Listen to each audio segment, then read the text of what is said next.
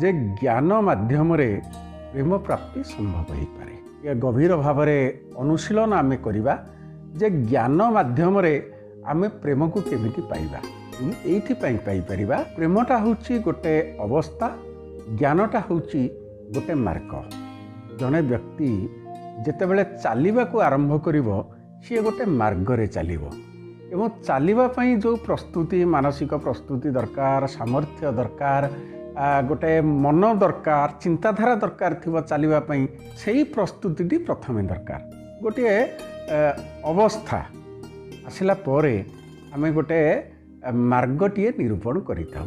तेणु जेतेबेले आमे प्रेम आ ज्ञानर कथा कहूचे मने रखिबा सुधीवृंद, ज्ञान माध्यम आमे प्रेम को प्राप्ति करि परिबा। आपण माने देखंतु वेदरे हो, वेदांतरे हो, पुराणरे हो,